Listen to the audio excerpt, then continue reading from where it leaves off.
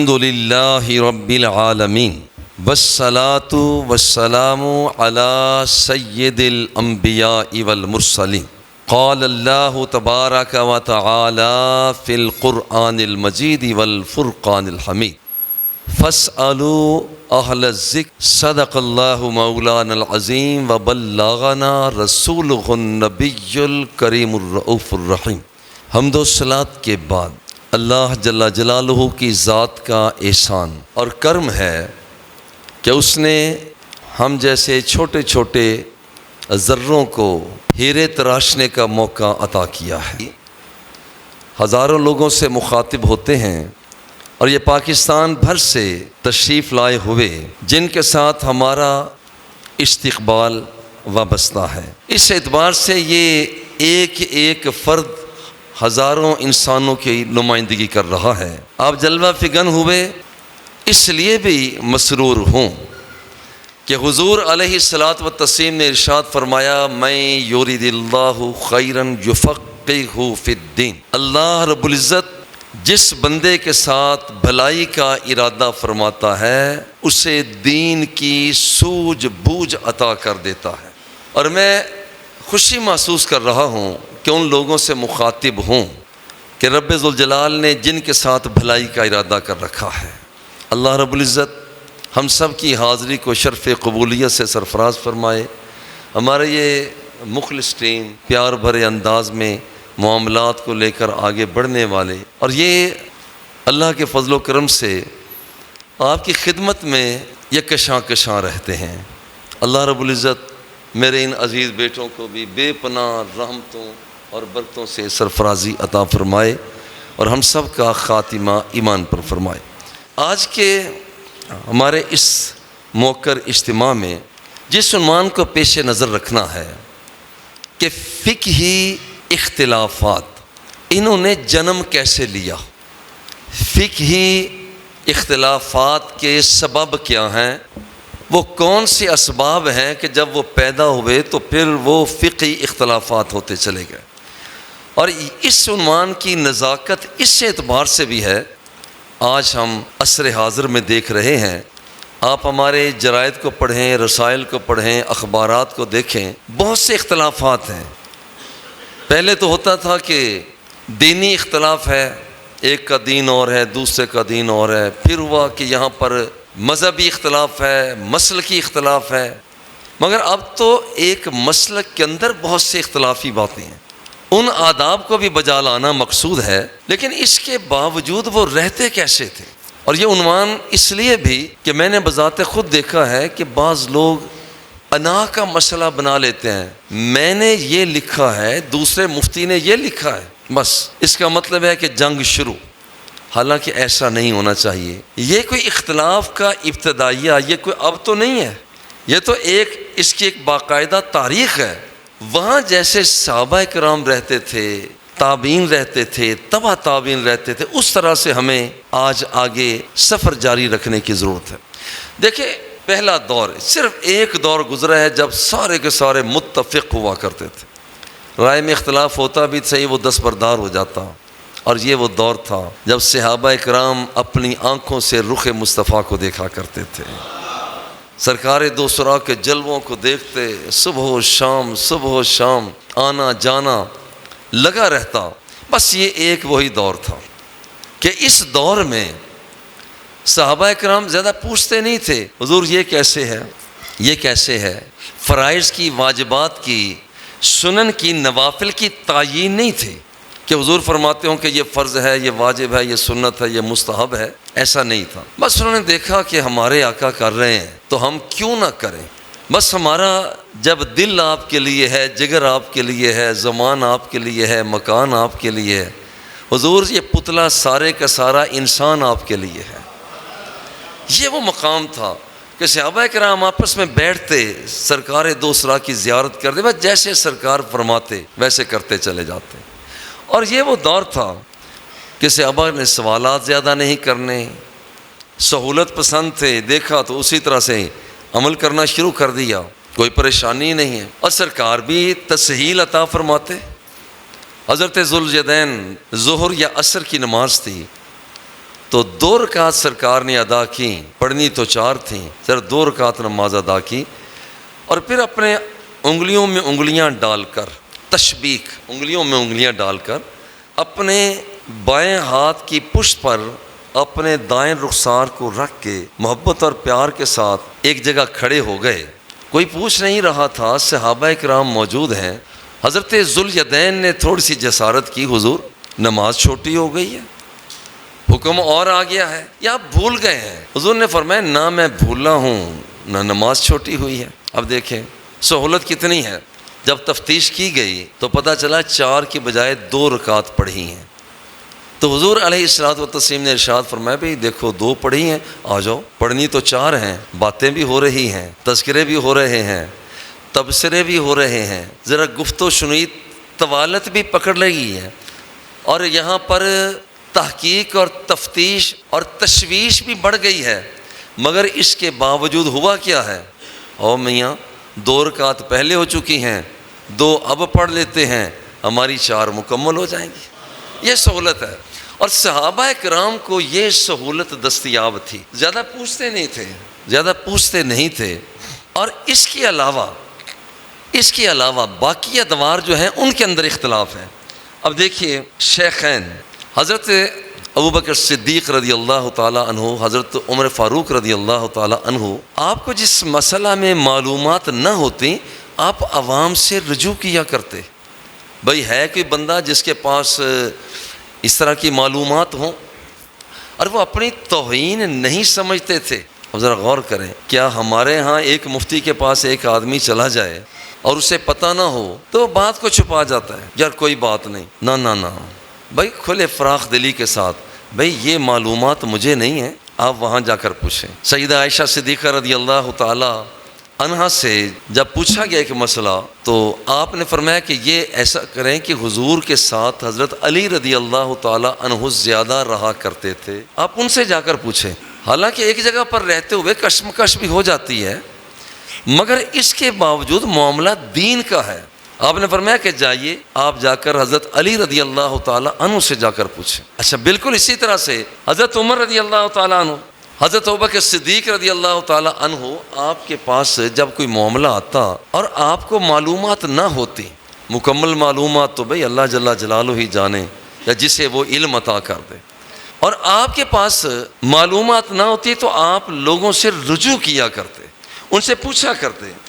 اب دیکھیں جیسا کہ دادی کے حوالہ سے ایک بات سامنے آئی کہ یہ دیکھا جائے کہ دادی کا ورثہ، اس کی وراثت کتنی ہے۔ آپ مسلسل 1 ماہ تک ٹالتے رہے کہ بھی جی مجھے معلوم نہیں ہے، پتہ نہیں ہے۔ حضرت ابوبکر صدیق رضی اللہ تعالیٰ عنہ کی اس بارے میں معلومات نہیں تھی۔ کتنی بڑی شخصیت ہے۔ معلومات کا نہ ہونا کسی بڑے آدمی کے بڑے ہونے کو چھوٹا نہیں کر دیتا، بلکہ اس کی بلندی میں اور بھی وسعت پیدا کر دیتا ہے۔ حضور سیدنا امام ابو حنیفہ امام اعظم رحمۃ اللہ تعالیٰ علیہ سے جب سوالات کیے گئے، تقریباً 70 سوالات کیے گئے، جب آپ فرما رہے تھے میں نہیں جانتا، تو کیا آپ کا قد چھوٹا ہو گیا؟ نہ جاننا، اگر آپ مجھ سے کچھ استفسار کریں، میں کہوں کہ جی میں نہیں جانتا، بھائی میں نہیں جانتا، میری معلومات نہیں ہے۔ اگر آپ کے پاس ایک آدمی آ جائے تو آپ کہہ دیں کہ جی میری معلومات نہیں ہے، کوئی عرض کی بات نہیں۔ حضرت مغیرہ بن شعبہ رضی اللہ تعالی عنہ نے بتایا کہ جی اصل یہ ہے کہ میراث جو ہے نا وہ 1/6 حصہ ہے دادی کی میراث۔ سنن ابن ماجہ کی روایت کتاب الفرائض میراث الجدہ، یہ حدیث نمبر ہے 2724۔ یہ میں نمبر اس لیے ذکر کروں گا کہ تاکہ آپ بعد میں بھی جا کر اس میں آپ تفتیش کر سکیں۔ 2724۔ حضرت قبیصہ بن ذؤیب رضی اللہ تعالیٰ عنہ اس کے راوی ہیں۔ ایک جدہ حضور ابوبکر صدیق کے پاس آئیں، میراث کا سوال کیا تو آپ نے فرمایا دیکھو ما لاک فی کتاب اللہ شیء وما علمت لاک فی سنت رسول اللہ صلی اللہ علیہ وسلم۔ اماں مجھے کتاب الہی سے بھی علم نہیں ہے کہ تمہاری جائیداد کتنی ہے، اور مجھے سنت نبوی صلی اللہ علیہ وآلہ وسلم سے بھی معلومات نہیں ہیں۔ دیکھیے ذرا ایک عظیم انسان، کتنی بڑی شخصیت، اور پھر ایک روحانی سلسلے بھی حضرت ابوبکر صدیق رضی اللہ تعالی عنہ پر فخر اور ناز کرتے ہیں. اتنی بڑی شخصیت جب یہ کہہ رہے ہیں دیکھو مجھے پتہ نہیں ہے، سادہ سا جملہ، اماں مجھے پتہ نہیں ہے. کتنا حوصلہ چاہیے اس بات کے لیے بھی، جی مجھے پتہ نہیں. اللہ اکبر. آپ نے میں فرجعی حتی اسأل الناس فسأل الناس، آپ نے فرمایا میں لوگوں سے پتہ کروں گا کہ دادی کی وراثت کیا ہے. حضرت مغیرہ بن شعبہ رضی اللہ تعالی عنہ انہوں نے فرمایا کہ دیکھیے حضرت رسول اللہ صلی اللہ علیہ وسلم کہ میں حضور کی بارگاہ میں حاضر تھا، آتا السدسا کہ حضور علیہ الصلوۃ والتسلیم نے دادی کو 1/6 حصہ عطا کیا. اب دیکھیں ایک بلند و بالا شخصیت، معلومات نہیں ہیں، آپ نے فتویٰ ویسے نہیں دے دیا کہ دیکھا جائے گا کیا ہوتا ہے، لوگوں سے پتہ کیا. بالکل اسی طرح سے جنین کا خون بہا کتنا ہے، یعنی وہ بچہ جو ابھی تک پیٹ میں ہے ظاہر نہیں ہوا، تو اگر کسی نے ضائع کر دیا ہے تو اب اس کا خون بہا کتنا ہوگا.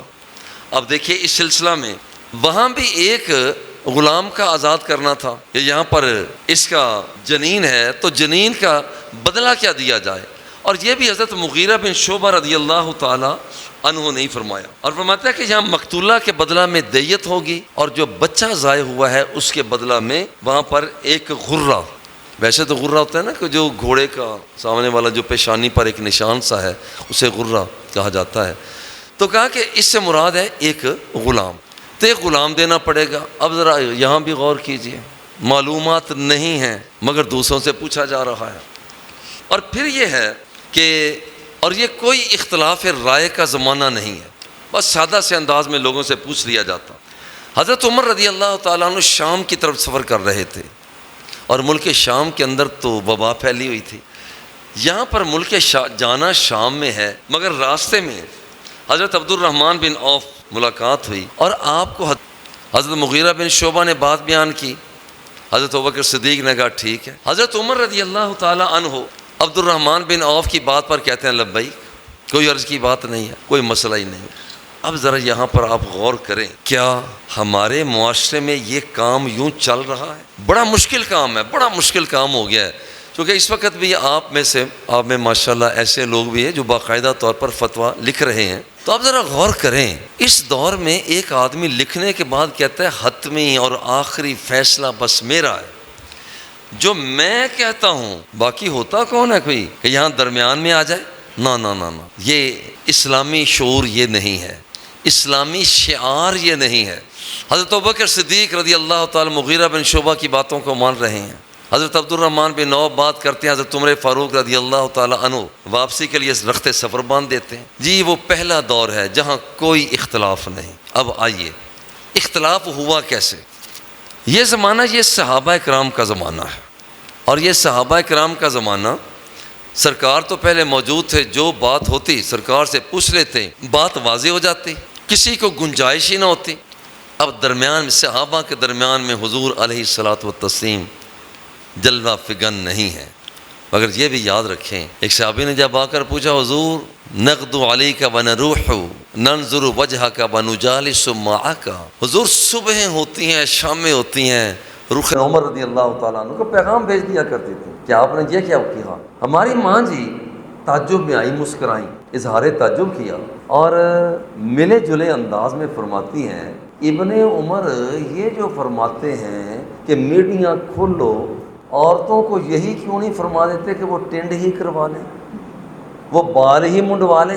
یہ ایک محبت بھی تھی، طنز بھی تھا، اور ایک طرف توجہ دلانا بھی مقصود. دیکھیں یہ ہے بڑوں کے کام، کوئی مخالفت نہیں ہے، مگر مسکرا کے اتنا کہا کہ وہ یہ کیوں نہیں فرما دیتے کہ وہاں پر ساری عورتیں ویسے ہی گنجی ہو جائیں، تاکہ نہ رہے بانس نہ بجے بانسری، نہ ہوں گے بال، نہ انہیں دھونا پڑے گا.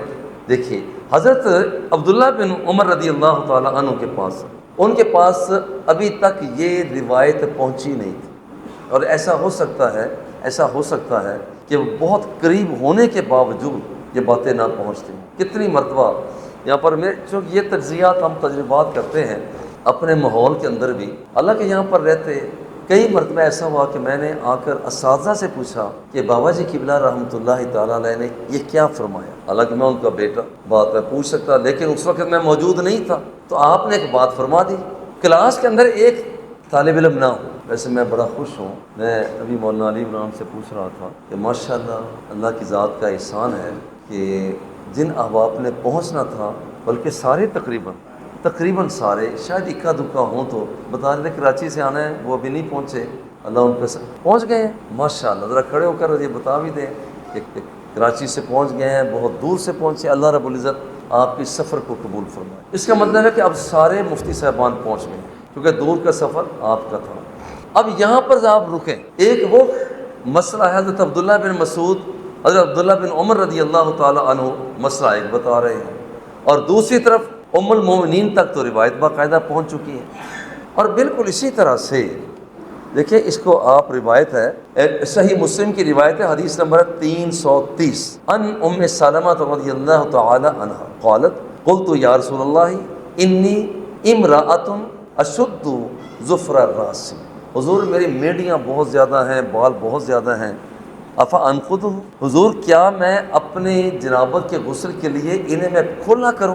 فقال لا، حضور علیہ الصلوۃ والتسلیم نے فرمایا نہیں، انما یکفی کے، نہ تمہارے لیے یہ کافی نہیں ہے، بس تمہارے لیے اتنا کافی ہے کہ یہاں پر ایک چلو لو پانی کا، سر پر ڈال، چلو لو، 3 چلو لے کر سر پر ڈال، اور پھر یہ ہے کہ اپنے جسم پر پانی ڈال۔ اب یہ وہ روایت ہے جو حضرت ام سلمہ رضی اللہ تعالی عنہا تک تو پہنچی، مگر دوسری طرف حضرت عبداللہ بن عمر رضی اللہ تعالی عنہ کو اس کا علم نہیں تھا۔ علم نہ ہو تو کسی کا گڈا نہیں باندھا کرتے، سادہ کسی کا گڈا نہیں باندھا کرتے کہ دیکھو وہ بنا پھرتا ہے مفتی، اسے اتنا بھی نہیں پتا، نہ تھی جب تک اپنے عیبوں کی خبر، رہے ڈھونڈتے اوروں کے عیب و ہنر، جب پڑی اپنے عیبوں پر نظر، جہاں میں کوئی برا نہ۔ ہم دوسروں کو کہتے ہیں کہ اس کے اندر یہ کمی، اس کے اندر یہ کمی، سیانے لوگ کہتے ہیں جب ہم یوں کرتے ہیں نا، ایک انگلی ادھر کرتے ہیں یہ برا ہے،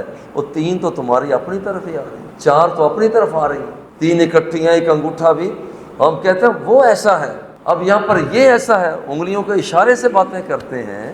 او بھائی، کسی بھی مفتی کے ساتھ بھی جھگڑا کرنا ہو، اتنا سوچ لیا جائے، وَنَفَخْتُ فِيهِ مِن رُوحِي، یہ اللہ کی پھونک ہے، اللہ کی پھونک ہے، اس نے پھونک ماری اس بندے کے اندر۔ یہ سارے جو جلوے ہیں حضرت آدم علیہ السلام نے عرض کیا تھا، مولا جب میں نے وَنَفَخْتَ فِيَّ مِن رُوحِي فَرَفَعْتُ رَأْسِي، مولا جب تو نے اپنی جب پھونک میرے اندر ماری تھی نا، میں نے اپنے سر کو اٹھایا، فَرَفَعْتُ رَأْسِي فَنَظَرْتُ عَلَىٰ قَوَائِمِ الْعَرْشِ مَكْتُوبًا لَا إِلَٰهَ إِلَّا اللَّهُ مُحَمَّدٌ رَسُولُ اللَّهِ، تو میں نے اس وقت دیکھا تھا کہ ایک طرف اللہ کا نام ہے، تیرا نام ہے، دوسرے محمد کا نام ہے، مجھے پتہ چل گیا تھا یہ کہ بڑی ذات ہے۔ آگے حدیث لمبی ہے، مگر یہاں پر وَنَفَخْتَ فِيَّ مِن رُوحِی کا، میرے وجود کے اندر تو نے اپنی پھونک ماری۔ اور کسی بندے سے لڑائی سے پہلے، میں لڑتا ہوں لیکن بڑے پیار سے لڑتا ہوں، آج یہ بیٹھے ہیں بہت سے جن سے میری لڑائیاں ہوئی ہیں لیکن بڑے پیار سے ہوئی ہیں۔ کئی بندے دکھاتے ہیں بیٹھے ہیں،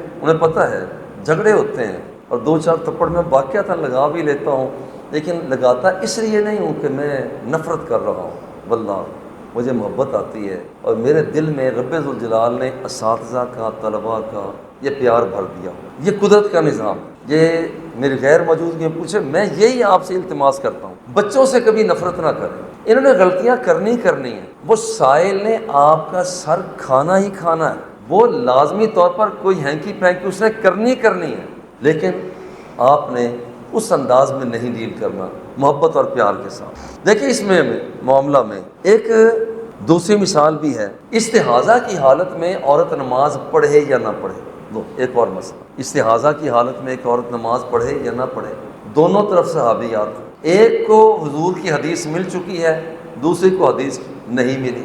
جنہیں حدیث نہیں پہنچی ان کا نظریہ یہ ہے کہ نماز نہیں پڑھی جا سکتی، اور دوسری ہے کہ یہاں پر وہ حضرت یہ معاملہ ہوا حضرت ہند رضی اللہ تعالی عنہ اور حضرت فاطمہ بنت ابی حبیش رضی اللہ تعالی عنہ، دونوں کے درمیان میں یہ بات بن گئی، اور یہ روایت ہے صحیح مسلم کی روایت ہے، حدیث نمبر 1031، راویہ ہیں ام المومنین سیدہ عائشہ صدیقہ رضی اللہ تعالی عنہ۔ حضرت فاطمہ بنت ابی حبیش حضور علیہ الصلوۃ والتسلیم کی بارگاہ میں آئیں اور آ کر عرض کرتے ہیں حضور انی امرأۃ استحاض، حضور مجھے استحاضہ کا خون آتا ہے، فلا اطہر، حضور میں تو کبھی خون کے بغیر رہتی نہیں ہوں، کیا کروں؟ افا ادا الصلاۃ، کیا میں نماز چھوڑ دیا کروں؟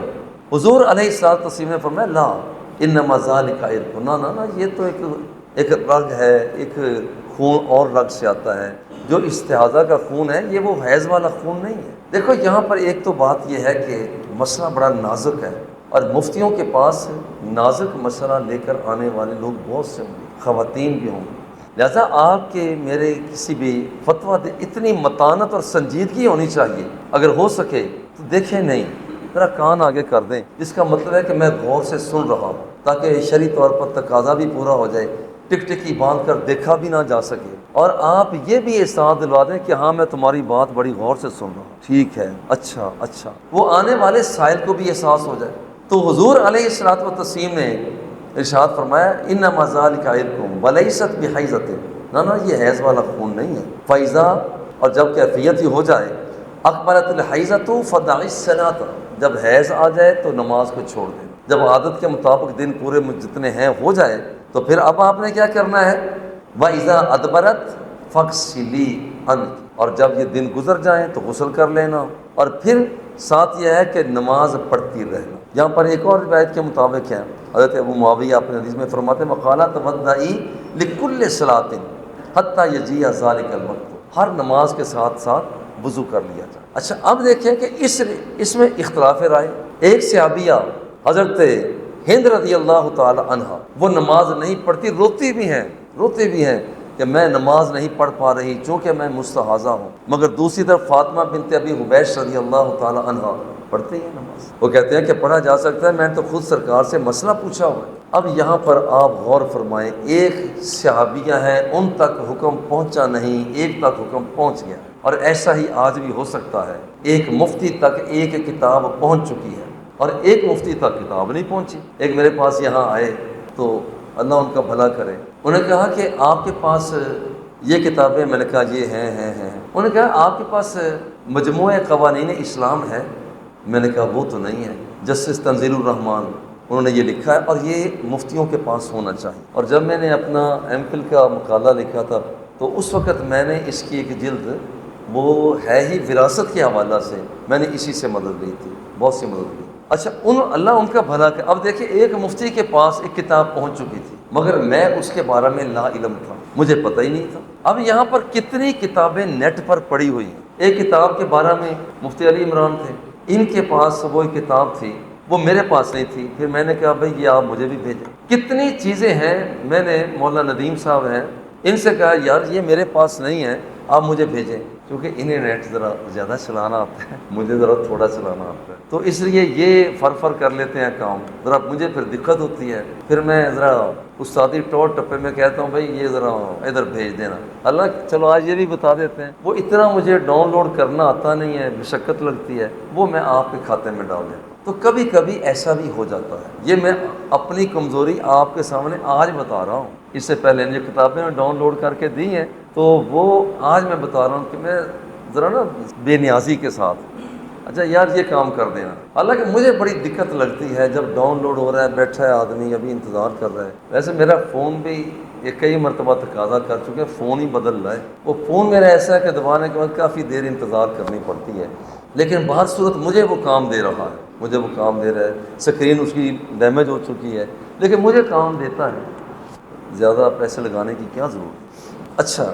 اب دیکھیں صاحب یہاں پر ایک اور سبب جو اختلاف کا سبب بن جاتا ہے، ایک اور سبب حضور علیہ الصلوۃ والتسلیم کے عمل کی تعیین، کہ یہ کام حضور علیہ الصلوۃ والتسلیم نے جو کیا اب کرنا سرکار کی عادت پاک تھی یا اسے سنت سمجھ کے کیا جائے۔ لو ایک مقام وادی ابطاح، حضور علیہ الصلوۃ والتسلیم جس وقت مدینہ منورہ سے آئے، مکہ مکرمہ کے قریب پہنچے، وہاں پر آپ نے قیام کیا، یہاں صحابہ کی دو پارٹیاں بن گئی، ایک طرف ایک دوسری طرف دوسری، مگر لڑائی نہیں تھی، کوئی تانا بھی نہیں تھا، بھائی سارے حضور کی اداؤں کو تلاش کرنے کے پیچھے تھے، مجھے مل جائے ادا، مجھے مل جائے۔ حضور علیہ الصلوۃ والتسلیم نے اسی حج کے دوران جب پر آپ جلوہ فگن ہوئے، حضرت ابو ہریرہ حضرت عمر رضی اللہ تعالی عنہ وہ فرمایا کرتے تھے یہ کار ثواب ہے، یہاں پر ٹھہرنا یہ ثواب ہے۔ اور یہ روایت یہ صحیح جامع ترمذی کی روایت ہے، بس جامع کیا لکھتے ہیں بس اور طریقے سے، حدیث نمبر ہے 921۔ ویسے میں دیکھ رہا ہوں کہ بعض تو واقعی لکھ رہے ہیں، لیکن ماشاءاللہ بعض بڑے ہی ذہین ہیں، انہوں نے کوئی حوالہ نہیں لکھا، چونکہ ان کا اعتماد ہی اتنا ہے کہ ساری چیزیں انشاءاللہ یاد رہ جانے، اور وہ بیٹھے بھی میرے قریب قریبی ہیں۔ اچھا، اس میں ہے کان النبی صلی اللہ علیہ وسلم و ابو بکر و عمر و عثمان ینزلون الابطح۔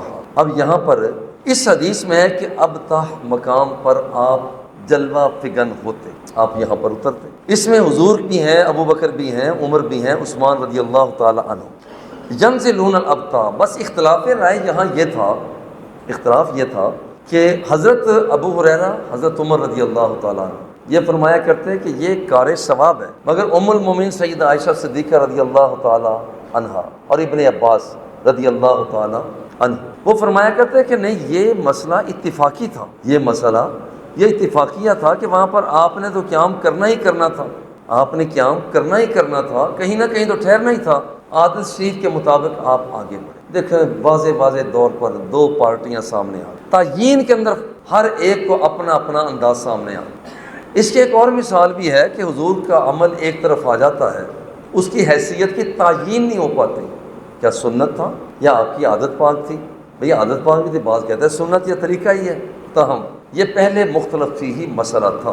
دوران طواف اکڑ کر چلنا، اس کی حیثیت کیا ہے؟ بھئی جمہور کا نظریہ یہ ہے کہ یہ تو سنت ہے، مگر حضرت ابن عباس رضی اللہ تعالیٰ عنہ فرمایا کرتے ہیں یہ ہنگامی مسئلہ تھا، اصل میں کھڑے کافروں کو دکھانا مقصود تھا کہ ہم کمزور نہیں ہیں، ہم لاچار نہیں ہیں، اصل یہ ہنگامی مسئلہ تھا۔ گویا کہ صحابہ کی دو پارٹیاں بن گئی، ایک پارٹی کا کہنا تھا یہ ایک مستقل دفعہ ہے اور یہاں پر اکڑ کر ہی پہلے 3 چکروں میں چلنا پڑے گا، سینہ تان کر، کندھے ہلا کر چلنا پڑے گا، قربان جائیں، بس یار کو منانے کی ادائیں ہیں، حالانکہ یہ ہے مردوں کے لیے، مگر کتنی عورتیں ہیں جو بیت اللہ کا طواف کر رہی ہوتی ہیں، انہیں کچھ پتہ نہیں ہوتا، وہ بھی کندھے ہلا رہی ہوتی ہیں، حالانکہ ان کے لیے کندھوں کا ہلانا نہیں ہے، مگر وہ اپنے رب کو منا رہی ہوتی ہیں، اپنے حبیب کو منا رہی ہوتی ہیں۔ کتنی عورتیں ہیں جس وقت تو صفا سے مروہ تک سعی کرتی ہیں تو درمیان میں میلین اخدرین، وہ درمیان میں جو حصہ آتا ہے، مرد تو دوڑتے ہی ہیں عورتوں کے لیے، اگرچہ پہلی دوڑ عورت نے لگائی، اب مردوں کے لیے ہے، عورتوں کے لیے نہیں، تو اس دوڑ میں مرد دوڑے، عورتیں تو نہیں، مگر محبوب کی اداؤں میں اندر گم ہو کر کتنی عورتیں بوڑھی اماں ہیں وہ بھی دوڑ رہی ہوتی ہیں، پترا کوئی گل نہیں، سرکار نے دوڑے سننا، بس اتنی بات ہے۔ کبھی کسی کو، اب وہاں پر کسی کو کیا تانا دیا جائے کہ اماں تو یہ کیوں دوڑ رہی ہے، یہ تو فقہ کے اندر نہیں ہے، یہ نہیں ہے، بھئی یہاں نہیں، وہاں پر بعد میں اس ساری چیزوں کو موقوف کر لیا جائے، بعد میں اماں کو بتا دیا جائے کہ اماں ایسے نہیں ایسے ہیں، اماں کو جتھے یار پب تردا اتھے اگدا سرو دا بوٹا، بس سرکار جیسے جہاں سے گزرے، جہاں وہ ٹھہرے، وہی مقام محبت کی جلوہ گاہ بنے، بس جیسے سرکار کی ادائیں ہیں ان اداؤں کے مطابق بس سلسلہ چلتا رہے۔ اچھا، اب یہاں پر ایک اور مثال، اکڑ کر چلنا، جمہور کا نظریہ یہ ہے کہ رمل کرنا یہ سنت ہے، مگر ابن عباس رضی اللہ تعالیٰ عنہ وہ فرماتے کہ نہیں، ہنگامی حالت ہے۔ حضرت عن ابن عمر ان النبی صلی اللہ علیہ وآلہ وسلم کان اذا طاف بالبیت الطواف الاول یخب ثلاثه اطواف یمشی اربعہ، پہلے 3 چکر آپ نے سرکار نے اچھل کر لگائے، اور دوسرے چکر جو تھے وہ آپ نے آہستگی کے ساتھ پیدل چل کر لگائے۔ دیکھیے اس کی ایک اور مثال ہمیں بڑی پیاری ملتی ہے کہ صحابہ میں اختلاف ہو جاتا ہے، تابعین میں اختلاف ہو جاتا ہے، جس کا ذکر بعد میں آئے گا۔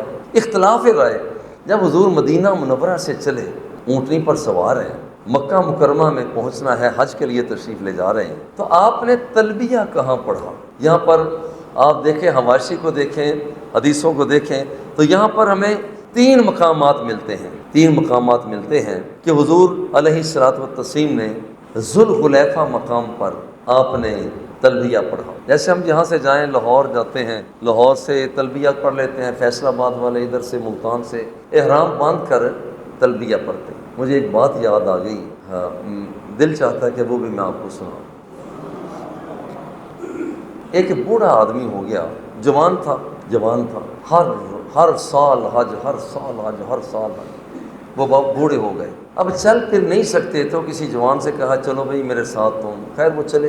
احرام باندھنے کا، جیسے ذوالحلیفہ پر احرام باندھا تھا، کہاں سے احرام باندھا، لبیک کہاں کہاں، تو جب احرام باندھنے کی باری آئی، نوجوان نے احرام باندھا، اس نے کہا لبیک، تلبیہ پڑھا، ٹھیک ہے۔ وہ جب بابے نے احرام باندھا نا، اس بزرگ نے احرام باندھا، اس نے کہا لبیک، لڑکھڑاتی سی آواز سے کہا لبیک، تو غیب سے آواز آئی لا لبیک، مولا میں حاضر ہوں، اور وہ آواز دیتا ہے تیری کوئی حاضری قبول نہیں، کوئی حاضری قبول نہیں۔ وہ نوجوان نے بھی سنی آواز، انہوں نے کہا بابا جی آپ نے آواز سنی ہے، آپ نے لبیک کہا ہے اور آواز آئی ہے لا لبیک؟ انہوں نے کہا بیٹا ہاں آواز سنی ہے۔ انہوں نے کہا بابا آپ پھر بھی جا رہے ہیں؟ انہوں نے کہا بیٹا تو نے پہلی مرتبہ سنی ہے، میں جب سے حج پہ آ رہا ہوں ہر مرتبہ کہتا ہوں لبیک، اور قدرت کی آواز آتی ہے لا لبیک، میں کہتا ہوں میرے اللہ میں حاضر ہوں، اور قدرت کی طرف سے آواز آتی تیری کوئی حاضری نہیں ہے۔ تو اس نے کہا کہ بابا جی عجیب بات ہے، چھوڑیں پھر آپ جائیں اپنا کام کریں۔ اس نے رو دھو کر کہا بیٹا میں اس دروازے کو چھوڑ کر بتا میں جاؤں کہاں، میں کہاں جاؤں؟ اس دروازے کو چھوڑ کر، جو رب کا دروازہ ہے، کھلا ہوا دروازہ ہے، اسے چھوڑ کر کوئی بہتر دروازہ ہو تو بتا دو، کہاں جاؤں؟ نہیں جا سکتا۔ اللہ اکبر، فوراً پھر آواز آتی ہے بندے تیرا یہ حج بھی قبول ہے، اور جتنے پہلے تو نے حج کیے ہیں وہ سارے کے سارے قبول ہیں۔ یہ کبھی اس سے لو کم نہ کریں، کبھی اس سے لو کم نہ کریں، وہاں پر اس سے لو لگائے رکھے۔ کتنے حالات نازک آتے ہیں، کتنے نازک حالات آتے ہیں، کتنے نازک حالات آتے ہیں کہ ایک مفتی کے پاس کھانے پینے کا ساز و سامان نہیں ہوتا، سوچ رہا ہوتا ہے۔ میں پچھلے دنوں سنا رہا تھا کہ اب تو ماشاءاللہ جامعہ فیضیہ بہت بڑا ہو گیا، جب 1-2 کمروں پر مشتمل تھا، بابا جی قبلہ نے خود سنائی بات کہ ہم نے صبح کا بچوں کو لنگر کھلا دیا، شام کو کھلانے کے لیے کچھ تھا ہی نہیں، کچھ بھی نہیں تھا۔ فرماتا ہے کہ میں بیٹھا ہوا تھا، یہ گول چوک مسجد کے نیچے کمرہ تھا، بیٹھا ہوا تھا، ایک آدمی نے تھیلا اٹھایا ہوا ہے گندم کا، وہ آٹے کا، کچھ اور چیزیں پکانے کی رکھا، تو میں شکریہ رب کا ادا کر رہا تھا، اور ساتھ میں رسید نکالی، رسید بک نکالی تاکہ میں اس کی رسید کاٹ سکوں۔ میں نے کہا جی کیا نام ہے؟ وہ بندہ غائب تھا، وہ بندہ نہیں تھا۔ اور پھر فرماتے ہیں میں نے اس کے پیچھے لڑکے کو بھیجا، جاؤ اس بندے کو بلا کر لو، اور ادھر ادھر سے تلاش کی، وہ بندہ ملا نہیں تھا۔ یہ جو لوگ دین کا کام کرتے ہیں اللہ ان کے کاموں میں لگ جایا کرتا ہے۔ اچھا یہاں پر لبیک آپ سرکار نے کہاں پر عطا فرمایا؟ بعض صحابہ کہتے تھے کہ جس وقت ذوالحلیفہ مقام آیا تو وہاں پر، بعض نے کہا کہ جب آپ اونٹنی پر سوار تھے اور آپ اونٹنی سیدھی ہوئی ہے تو اس وقت آپ نے تلبیہ فرمایا، اور بعد نے فرمایا کہ حضور علیہ الصلوۃ والتسلیم نے بیضاء کی بلندی پر فرمایا۔ اب یہ 3 مقامات، صحابہ کی پارٹیاں 3 بن گئی، اب 3 موقف سامنے نظریات۔ اب یہاں پر اس کو تطبیق دینے کے لیے حضرت ابن عباس رضی اللہ تعالیٰ عنہ آپ نے الگ موقف، اب یہاں تطبیق مطابقت تینوں کے اندر، کہتے ہیں یار اس میں کون سی عرض کی بات ہے؟ اصل میں جب سرکار دو سرا کائنات کے آقا آپ نے احرام باندھا، آپ ذوالحلیفہ پہنچے ہیں تو تب بھی فرما رہے تھے لبیک اللہم لبیک، اور جس وقت آپ اونٹنی پر سوار ہوئے ہیں تب بھی فرما رہے تھے لبیک اللہم لبیک، اور جس وقت آپ بیضاء مقام پر پہنچے ہیں تو تب بھی لبیک کے ترانے پڑھ رہے تھے۔ جس صحابی نے جہاں جہاں پر سنا انہوں نے وہی کچھ بیان کر دیا، لہذا یہاں پر یہ تطبیق یوں دی جاتی ہے۔ بہت سے مسائل آ جاتے ہیں، دیکھیں امام طحاوی رحمہ اللہ شرح معانی الآثار، جنہیں ہم عموماً کہتے ہیں طحاوی شریف، شرح معانی الآثار، امام طحاوی کا کیسا خوبصورت طریقہ ہے کہ وہ دوسروں کے دلائل کو پہلے ذکر کر دیتے ہیں، اور جو اپنا نظریہ پیش کرنا ہوتا ہے وہ بعد میں لاتے ہیں، اور پھر ان کے جواب دیتے چلے جاتے ہیں۔ جتنی بھی سرکار دوسرا کی روایات ایک عنوان کے حوالہ سے ہم پیش کرنا چاہتے ہیں، وہ لازمی طور پر وہ ساری ہم جمع کر لیں، جمع کرنے کے بعد پھر ان کے اندر چھوٹا چھوٹا جو میں نے تجزیہ کیا ہے، جب بچوں کو میں تخریج کروایا کرتا تو وہ یہ تھا کہ وہاں پر تخریج کے حوالہ سے وہ ان کے ایک الگ طور پر وہاں پر لکھ لیا جاتا کہ یہاں پر اس کا حکم یہ ہے، اس کا حکم یہ ہے، اس کا راوی یہ ہے۔ اگر یہ کام کر لیا جائے تو بڑی آسانی کے ساتھ وہ کسی نہ کسی مسئلہ پر ہم تہ تک پہنچ سکتے ہیں۔ اگر ہم نے کوئی اور مسئلہ وہاں پر فقہ کی کوئی کتاب نہیں بھی پڑھی تو یہاں تک ہم پہنچ سکتے ہیں۔ دیکھیے ایک چوتھا سبب وہ یہ ہے کہ کبھی سہو و نسیان بھی صحابی سے ہو جاتا ہے۔ صحابہ اکرام کو بعض اوقات صحابی کو بھی پتہ نہیں چلتا، ادھر توجہ نہیں ہوئی ہوتی، جیسے ہم کہتے او میں بھول گیا تھا، میں بھول گیا۔ کبھی یہ ہوتا ہے کہ وہ سہو و نسیان صحابی کو بھی ہو جاتا ہے، جیسا حضرت ابن عمر رضی اللہ تعالی عنہ وہ بیان کیا کرتے تھے، ایک عمرہ حضور علیہ الصلوۃ والتسلیم نے آپ رجب میں کیا ہے، ایک عمرہ حضور نے رجب میں بھی کیا ہے۔ یہ بات چلتی چلتی حضرت عائشہ صدیقہ رضی اللہ تعالی عنہ کے پاس پہنچی۔ ادھر عمر کے صاحبزادے تھے، ادھر ابو بکر کی صاحبزادی ہیں، تو صاحبزادی نے پیغام بھیجا صاحبزادے کو کہ دیکھیے آپ کو غلط فہمی ہو گئی ہے، آپ کو غلط فہمی ہو گئی ہے۔ حضور علیہ الصلوۃ والتسلیم نے آپ یہ کہہ رہے ہیں کہ رجب میں، اور یہ روایت صحیح بخاری کی روایت ہے 1775، حدیث نمبر 1775۔ حضرت ابن عمر رضی اللہ تعالی عنہ فرماتے ہیں کہ سرکار دو عالم صلی اللہ علیہ وآلہ وسلم رجب میں عمرہ کیا، لیکن عائشہ رضی اللہ تعالی عنہ آپ کا حکم کیا تھا؟ آپ فرماتی ہیں کہ جو کچھ آپ کہہ رہے ہیں، یرحم اللہ ابا عبد الرحمن، اللہ ابو عبد الرحمن پر رحم کرے، ما تامر النبی صلی اللہ علیہ وآلہ وسلم الا وہو شاہدہ، اللہ ان کا بھلا کرے، ہر عمرے میں یہ ساتھ ہوتے تھے، عمرہ انہوں نے ساتھ کیا ہے، اور حضور نے رجب کے اندر تو عمرہ کیا ہی نہیں۔ دو پارٹیاں سامنے آ گئیں، لیکن تعجب کی بات نہیں ہے، پریشانی کی بات نہیں ہے، یا آپ کے ساتھ یہ انداز آتا رہے گا آہستہ آہستہ کہ یہاں پر کس انداز میں میرے صاحب و نسیان ہو گیا حضرت ابن عمر رضی اللہ تعالیٰ عنہ۔ ایک اور بھی کبھی ایسا ہوتا ہے کہ بندہ اخذ نتیجہ نکالنے میں کمزوری دکھا جاتا ہے۔ حضرت عبداللہ بن عمر رضی اللہ تعالیٰ عنہ آپ فرمایا کرتے تھے کہ میت کے رونے والوں کی وجہ سے، میت کے گھر والے جو روتے ہیں تو اس کی وجہ سے میت کو عذاب ہوتا ہے، میت کو عذاب ہوتا ہے، وہ جو گھر والے روتے ہیں تو میت کو عذاب ہوتا ہے۔ اچھا عجیب بات ہے، حضرت ام المومنین عائشہ صدیقہ رضی اللہ تعالی عنہا کا نظریہ اس سے مختلف تھا۔ انہوں نے کہا نہیں، اصل میں یہ سمجھ ہی نہیں سکے، حضرت ابن عمر بات کو سمجھ ہی نہیں سکے، وہ بات ایسے نہیں ہے، بات اصل میں اور ہے۔ الجامع الصحیح لمسلم حدیث نمبر ہے 2152، ان رسول اللہ صلی اللہ علیہ وسلم قال ان المیت یعذب ببکاء الحی، حضور علیہ الصلوۃ والتسلیم نے ایک میت کو دیکھا، اسے لے جایا جا رہا ہے، گھر والے رو رہے ہیں۔ اصل میں معاملہ یہ تھا کہ گھر والے رو رہے ہیں، یہودیوں کی ایک میت تھی، حضور نے فرمایا عجیب بات ہے، ادھر گھر والے رو رہے ہیں اور ادھر میت کو عذاب ہو رہا ہے۔ مسئلہ تو یہ تھا، گھر والے رو رہے ہیں کہ ہمارا چلا گیا، پیارا چلا گیا، یہ چلا گیا، اور ادھر میت کو عذاب ہو رہا ہے۔ اس سے یہ بھی پتہ چلتا ہے حضور کی نظر اتنی تیز ہے کہ قبر کے اندر بھی پڑا ہوا بندہ ہے، میرا مصطفیٰ اسے بھی تک رہا ہے۔ ایسا نا حدیث صحیح بخاری، کانا یعذبان فی قبورہما احدہما لا یستنجی عن البول والآخر یمشی بالنمیمہ، حضور نیچے دیکھ رہے ہیں، اتنی نظر تیز ہے۔ الجامع صحیح البخاری، حضور نے جب نماز کے دوران اوپر دیکھا، حضور کیا دیکھا؟ فرمایا انی رأیت الجنت، میں تو جنت کے جلوے دیکھ رہا تھا۔ نماز سے فارغ ہوئے، الجامع صحیح البخاری، نماز سے فارغ ہوئے، فرمایا دھیان سے نماز پڑھا کرو، میرے پیچھے جب تم نماز پڑھتے ہو میں تمہیں نماز پڑھاتا ہوں، دھیان سے نماز پڑھا کرو۔ واللہ لا یخفی علی رکوعکم ولا سجودکم ولا خضوعکم ولا خشوعکم، تم اپنے رکوع اور سجدوں کی بات کرتے ہو، یہ تو میں دیکھتا ہی دیکھتا ہوں، میں تو تمہارے دل کے ارادوں کو بھی دیکھ لیا کرتا ہوں۔ یہ میرے آقا کی شان ہے۔ اور اسی طرح سے پانچواں ثواب، کبھی فہم وہاں تک پہنچتا نہیں ہے۔ حضرت ابن عمر، بھئی ہم تو کچھ نہیں ہے نا، یہ کہیں کہ ابن عمر کا فہم نہیں وہاں تک نہیں پہنچا۔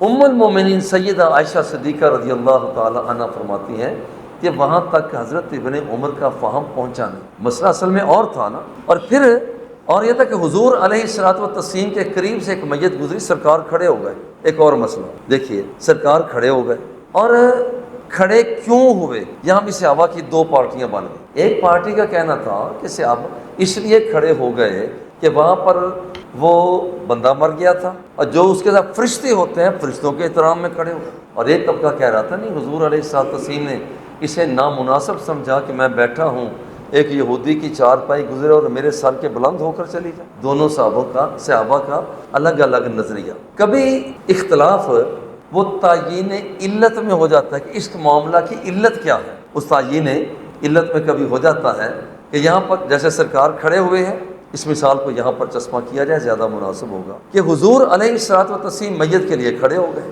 اب میت کے لیے کھڑے ہوئے تھے۔ اب اس سے روایت کو حضرت جابر بن عبداللہ الجامع صحیح البخاری حدیث نمبر 131، حضرت جابر بن عبداللہ فرماتے ہیں کہ ایک جنازہ کا گزر ہوا، حضور جلوہ افغان تھے، کھڑے ہو گئے، ہم بھی کھڑے ہو گئے۔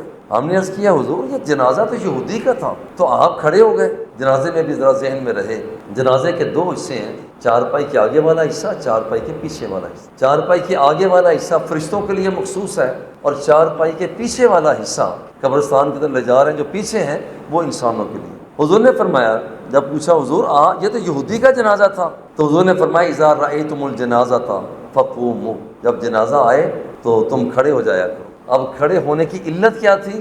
بعض نے کہا کہ وہ جو فرشتے ساتھ تھے ان کی وجہ سے، بعض نے کہا فرشتے نہیں بلکہ موت کے کٹھن مرحلے کو یاد کرتے ہوئے سرکار کھڑے۔ بہرصورت اختلاف رائے موجود۔ ایک اور سبب، کبھی دو حکموں میں بندہ موافقت کر ہی نہیں پاتا۔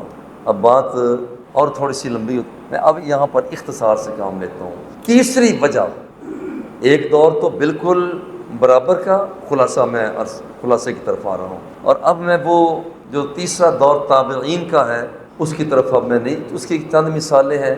سب کا مقصد یہ ہے کہ اختلاف موجود رہا ہے۔ حضور کا زمانہ تھا کوئی اختلاف نہیں تھا، جیسے سرکار فرماتے ہو جاتا۔ صحابہ کا دور آیا، اختلاف شروع ہو گیا۔ اب یہاں پر جو مثالوں کو پیش کیا گیا ہے اس کے صحابہ کرام کے وہ کیسے کیسے آگے بڑھتے رہے، کیسے کیسے دو پارٹیاں بنتی رہی۔ تیسرا دور ہے تابعین کا دور ہے، فقہی اختلاف کا۔ یہ سن 110 ہجری، یہاں پر آخری صحابی حضرت ابو طفیل عامر بن واصلہ آپ کا انتقال ہوا۔ بس اس کے بعد تابعین کا دور ہے، بڑی خدمات انہوں نے سر انجام دی ہیں۔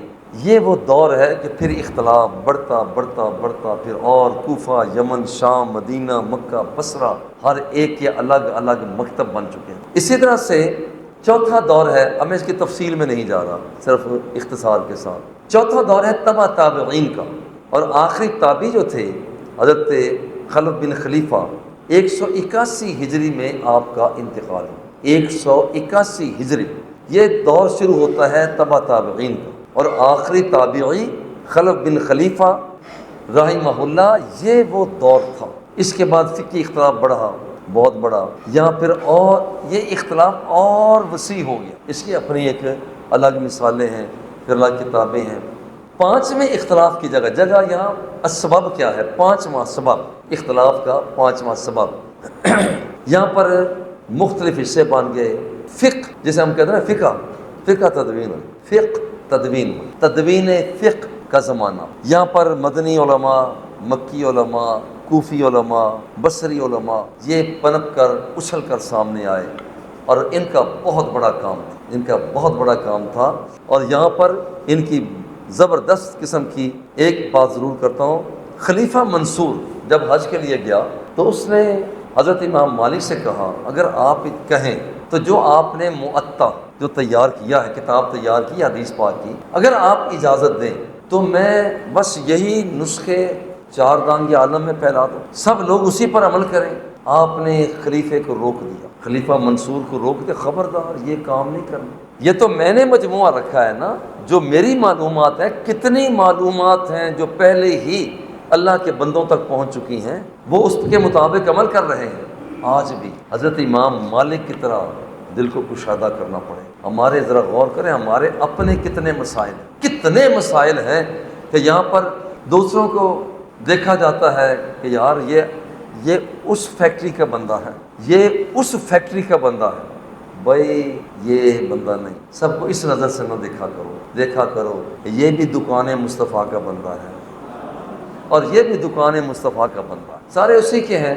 آج اگر ہم اس بات کو لے لیں کہ اختلاف رائے دیکھیں صحابہ کے دور میں، تابعین کے دور میں، تبع تابعین کے دور میں، مسند علماء آئے ان کے دور میں اختلاف کہ کتنی باتیں. اور پھر یہ ہے کہ فقہی مذاہب بنے.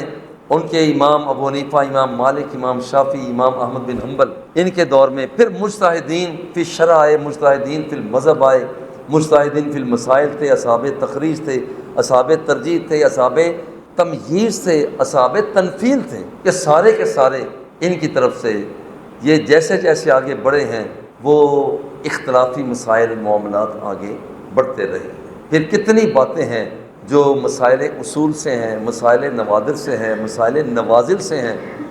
اور پھر افتاح کے اندر مصلحت کا ہونا، جو اس سے پہلے آپ سیشن میں تھے تو مصلحت پر ایک تفصیلی بات ہو چکی ہے. وہ ایک آدمی ایک مسئلہ سمجھتا ہے، دوسرا دوسری مسئلہ سمجھتا ہے. ایک آدمی کمرے میں آگ لگ جائے، ایک جگہ پر کونے میں آگ لگ جائے، بھائی دو رائے ہو جاتی ہیں نا. ایک بھاگ کر باہر جاتا ہے، دوسرا اندر رہتا ہے. وہ کہتا ہے یار یہ کیا ہوا، وہ تو اندر کیوں ہے؟ اس کی خواہش ہے کہ میں اسے بجھا دوں، اور جو باہر گیا اس کی خواہش ہے کہ نہیں میں تو کم از کم اپنے آپ کو بچاؤں. اللہ دونوں سے راضی ہو جاتا ہے. وہ جو باہر بھاگ کر گیا ہے اس سے بھی راضی، اور جو اندر آگ کو بجھانے کے اندر لگا ہوا ہے اس پر بھی راضی. لہٰذا دونوں اپنا اپنا کام کر رہے ہیں. فقہا کے اختلافات بھی ہیں، مگر یہ وقت، یہ دور آگے بڑھنے کا ہے، پڑھنے کا ہے، آگے بڑھنے کا ہے، اور قرآن و سنت کی روشنی میں آگے چلنے کا ہے. اختلافی مسائل آج بہت سے، اگر ہم فردن فردن ذکر کرنا شروع کریں ماشاءاللہ، کیونکہ ایسا تو ہے نہیں کہ آپ کو پتہ نہیں کتنے اختلافات ہیں، اور کتنے اختلافات کی وجہ سے جہاں پر وہ لوگوں کے اندر یہ بات آگے بڑھتی ہے، اور پھر آپس میں ایک سٹیج پر دوسرا نہیں بلا رہا، دوسرے پر پہلے کو نہیں بلایا جا رہا. نہیں، یہ ممبر مصطفیٰ ہے، یہ حضور کا ممبر ہے، اور پیار اور محبت کے ساتھ اگر ہو جائے تو شدت ہے. یہ میں نے کئی رائٹرز ہیں ہمارے اپنے ہی، انہیں میں نے لکھا ہے، ٹیلی فون پہ باتیں کی ہیں. خدا کے لیے اختلاف رائے تو ہو، مگر یہ کوئی طریقہ ہے کہ وہاں پر بڑی شخصیتوں پر تان کرنا، ان کے بارے میں یہ کہنا کہ یہ ایسے ہیں، یہ ایسے ہیں، اور ہم بڑے نکھر کر آ گئے؟ ایسا نہیں ہے. لہذا کتاب جو بھی ہو، اب اپنا دل بس بارگاہ مصطفی میں پیش کیا جائے. مفتی کا بھی کوئی کام ہے، مفتی جیسا بھی ہو، جہاں کا بھی ہو، اس کے لیے ایک ہی جو مدینہ منورہ سے نصیحت آ رہی ہے، ازہد فی الدنیا یحبک اللہ. وہ مفتی ہے یا غیر مفتی ہے، دنیا کے اندر بے رغبت ہو کر رہو، تمہارا رب تمہارے ساتھ محبت اور پیار کرے. وازہد فی ما فی ایدی الناس یحبک الناس.